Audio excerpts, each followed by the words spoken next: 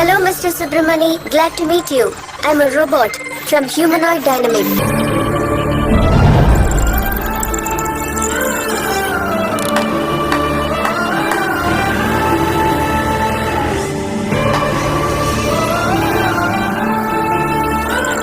মুভির শুরুতেই আমাদের জার্মানির একটি রোবট কোম্পানিকে দেখানো হয়। রোবট কোম্পানিটি তাদের রোবটগুলিকে ট্রায়ালের জন্য কিছু লোকের বাড়িতে পাঠিয়েছে, কিন্তু এখানে আমরা জানতে পারি ওই রোবটগুলির মধ্যে কিছু একটা এরর ছিল, আর কোম্পানি সেটা সলভ না করে সেগুলো ট্রায়ালের জন্য পাঠিয়ে দিয়েছে। এরপর আমাদের এই মুভির হিরো আদিকে দেখানো হয়। আদি একজন ইঞ্জিনিয়ারিং এর স্টুডেন্ট ছিল, আর সে দেশের বাইরে গিয়ে জব করতে চাইছিল, কিন্তু তার বাবা চায় না সে দেশের বাইরে গিয়ে জব করে। তো আদির জার্মানিতে একটি জব লেগে যায়, কিন্তু আদির তার বাবাকে এটা বলার সাহস হচ্ছিল না, যেই কারণে সে তার মামার সাথে দেখা করে। আর এরপর সে তার মামাকে নিয়ে তার বাড়িতে যায়। আদির মামা তার বাবাকে অনেক ভয় করত, তো তার মামা অনেক কষ্ট করে ভয়ে ভয়ে তার বাবাকে জানায় যে আদির ফরেনে একটা জব লেগে গেছে, আদি ফরেনে গিয়ে জব করতে চায়। এটা শুনে তার বাবা তার মামার ওপর রেগে গিয়ে তাকে সেখান থেকে তাড়িয়ে দেয়। এরপর আদি নিজেই তার বাবাকে কনভিন্সড করে, তাকে ফরেন যাওয়ার জন্য রাজি করায়, কিন্তু তবুও তার বাবা রাজি হয় না। তখন আদি তার বাবাকেও সাথে নিয়ে যাওয়ার জন্য বলে, কিন্তু তবুও তার বাবা তাতে রাজি হয় না।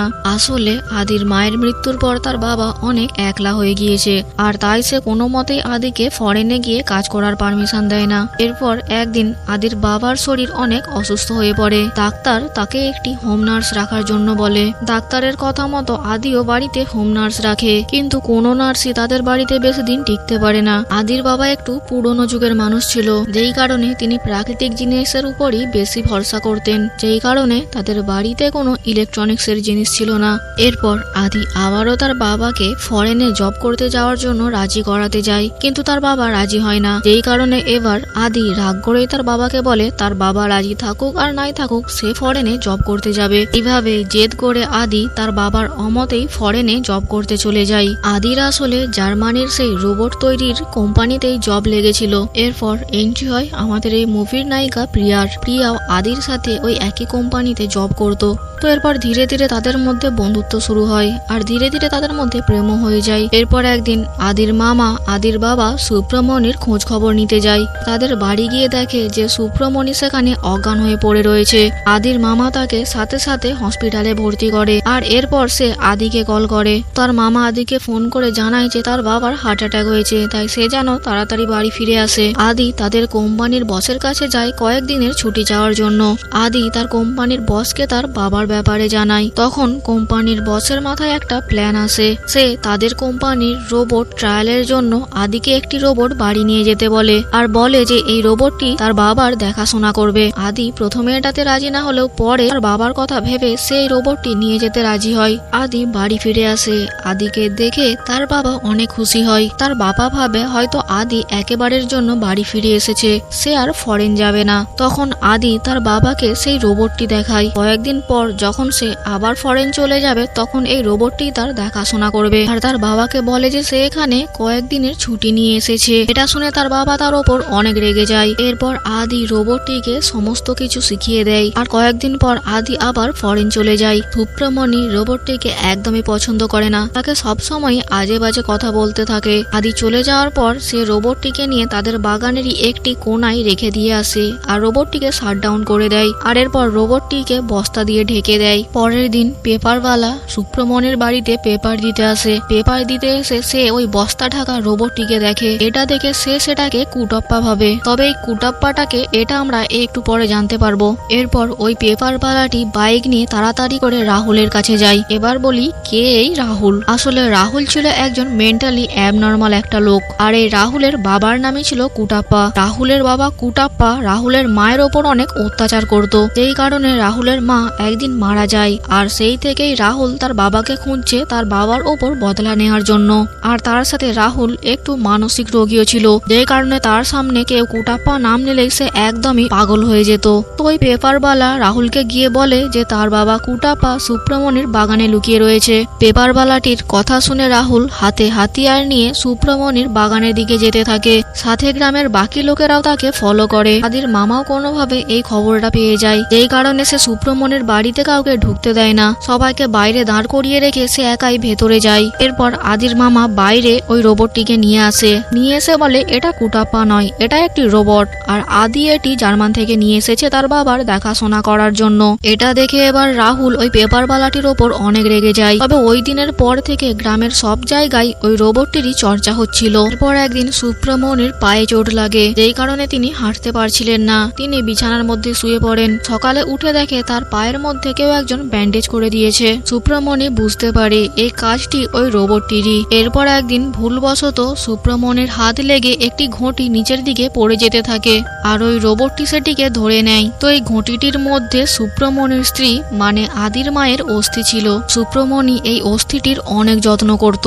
এরপর থেকেই ধীরে ধীরে রোবটটির ওপর সুব্রমণির মায়া বাড়তে থাকে। এরপর আমাদের ওই কোম্পানিরই অন্য একটি রোবটকে দেখানো হয় রোবটটির সাথে মালিকের মিসবিহেভের জন্য রোবটটি তার মালিককে খুন করে। এরপর সুব্রমণিও ধীরে ধীরে রোবটটিকে স্বীকার করে নেয়, তাকে নিজের ছেলের মতো দেখতে থাকে। ধীরে ধীরে রোবটটির নাম পড়ে যায় কুটাপ্পা, কারণ যেহেতু তাকে প্রথমে কুটাপ্পা নামে ডাকা হয়েছিল তাই রোবটটির নাম কুটাপ্পা পড়ে যায়। এরপর থেকে সবাই তাকে কুটাপ্পা বলেই ডাকতে থাকে। এরপর সুব্রমণি একদিন পবিত্রা নামের একটি মহিলাকে দেখে। তো এই পবিত্রা ছিল সুব্রমণির ছোটবেলাকার প্রেমিকা। বাড়ি ফিরে সুব্রমণি রোবটটিকে জিজ্ঞাসা করে সে পবিত্রার ব্যাপারে কোনো তথ্য দিতে পারবে কিনা। তখন রোবটটি সুব্রমণিকে তার শরীরে লাগানো ডিসপ্লেতে পবিত্রার ফেসবুক অ্যাকাউন্ট দেখায়। এরপর থেকে তাদের মধ্যে মেসেঞ্জারে কথাবার্তা হতে শুরু করে। সুব্রমণি পবিত্রাকে মেসেঞ্জারে মেসেজ করে। সুব্রমণির অ্যাকাউন্টটা ফেক ছিল, তাই পবিত্রা বুঝতে পারছিল না তাকে কে মেসেজ করছিল। তাই সে পরের দিন কুটাপ্পার কাছে যায়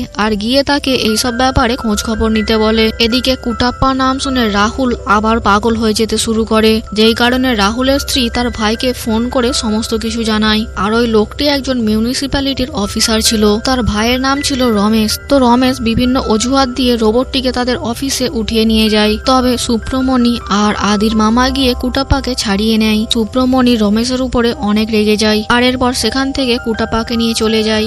এদিকে আমরা দেখি ওই রোবট কোম্পানির এমপ্লয়াররা ওই রোবটের মাধ্যমে কি কি ঘটছে সেই সমস্ত কিছু ডিসপ্লেতে দেখছে। তখন সেখানে আদি চলে আসে আর আদি তাদের এই সমস্ত কিছু করতে বারণ করে। তখন তাদের কোম্পানির বস জানায় ওই রোবটটি এখন তাদের কন্ট্রোলে রয়েছে, তাই তার বস চাইলেই ওই রোবটটির সাথে যা কিছু করতে পারে। আর রোবটটির সাথে কিছু করা মানেই তার বাবার সাথেও যা কিছু হতে পারে। এটা শুনে আদি ভয়ে তার বাবার কাছে ফিরে আসার সংকল্প নেয়। এদিকে সুব্রমণি ওই রোবটটির মধ্যে নিজের ফিঙ্গারপ্রিন্ট সেট করে দেয়, যাতে করে এবার থেকে রোবটটিকে শুধুমাত্র সুব্রমণি কন্ট্রোল করতে পারবে। এদিকে ধীরে ধীরে সুব্রমণি আর পবিত্রার মধ্যে চ্যাটিং বাড়তে থাকে। আদি প্রিয়াকে নিয়ে তার বাবার কাছে নিজের গ্রামে ফিরে আসে। বাড়ি ফেরার পর আদি সবসময়ই ওই রোবটটিকে তার বাবার থেকে দূরে রাখার চেষ্টা করে, কিন্তু সুব্রমণি এক মুহূর্তের জন্য রোবটটিকে তার চোখের আড়াল করে না। আদি লক্ষ্য করে তার বাবা নিজের ছেলের থেকে ওই রোবটটিকে আজকাল বেশি গুরুত্ব দিচ্ছে। এটা দেখে এবার রোবটটির ওপর আদির একটু রাগি হয়। এরপর একদিন রাতে ডিনার করার সময় আদি তার বাবাকে বলে দেয় যে সে আজকাল তার ছেলের থেকে ওই রোবটটির ওপর বেশি গুরুত্ব দিচ্ছে। এটা শুনে সুব্রমণি উল্টে আদিকে শোনাতে থাকে যে সে যখন একা ছিল তখন আদিও তাকে ছেড়ে চলে গিয়েছিল। তখন এই কুটাপ্পাই তার একমাত্র সঙ্গী ছিল, কুটাপ্পাই তার খেয়াল রাখতো। আদি তার বাবাকে বোঝাতে থাকে যে এই রোবটটি তাকে ট্রায়ালের জন্য দেয়া হয়েছিল আর একটি নির্দিষ্ট সময় পরে এই রোবটটি তাকে কোম্পানিকে ফেরত দিতে হবে। সুব্রমণি কিছুতেই এই রোবটটিকে ফেরত দিতে রাজি হয় না। সে কুটাপ্পাকে নিয়ে নিজের ঘরে চলে যায়। পরের দিন সকালে উঠে আদি তার বাবাকে দেখতে পায় না। তখন সে তার মামাকে ফোন করে সমস্ত কিছু জানায়। তার মামাও স্কুটি নিয়ে বেরিয়ে পড়ে তার বাবাকে খোঁজার জন্য। এদিকে আমরা দেখি সুব্রমণি কুটাপ্পাকে নিয়ে বাসে করে কোথাও একটা যেতে থাকে আর কুটাপ্পাকে ফলো করতে করতে রাহুলও ওই বাসে চেপে পড়ে। এরপর বাস থেকে নেমে কুটাপ্পাকে নিয়ে সুব্রমণি উপরের একটি মন্দিরে যেতে থাকে। আসলে সুব্রমণি কুটাপ্পাকে নিয়ে এসেছে তার স্ত্রীর অস্থি বিসর্জন করার জন্য। তারা জঙ্গলের ভেতর দিয়ে মন্দিরের দিকে যেতে থাকে আর এখানে আমরা দেখি রাহুল নামের সেই ছেলেটিও তাদের ফলো করছে। রাহুলও তাদের ফলো করে করে তাদের পেছন পেছন যেতে থাকে। এদিকে আদি আর তার মামা সুব্রমণিকে খুঁজে চলেছে। সুব্রমণি কুটাপ্পাকে বলে যে আজ থেকে সেই জঙ্গলের মধ্যেই থাকবে কুটাপ্পাকে নিয়ে, কিন্তু কুটাপ্পা বলে এটা হতে পারে না, কারণ সে একটি রোবট, তাই তাকে ট্র্যাপ করে তার কাছে পৌঁছানো খুবই সহজ। আর তাছাড়াও রোবট হওয়ার জন্য তার মধ্যে কোনো ফিলিংস নেই, সে শুধুমাত্র লোকের খেয়াল রাখতে পারবে। সুব্রমণি কুটাপ্পার সাথে কথা বলছিল, তখনই কোত্থেকে রাহুল এসে কুটাপ্পার মাথাটিকে ধর থেকে আলাদা করে দেয়।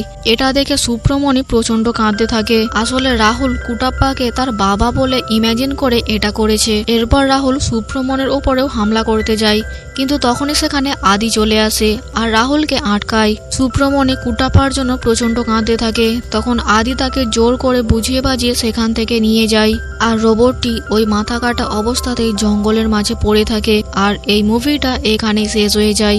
তো মুভিটা আপনাদের কেমন লাগলো কমেন্ট করে জানাবেন। আর এইরকম মুভি দেখতে চাইলে আমার চ্যানেলটিকে সাবস্ক্রাইব করবেন।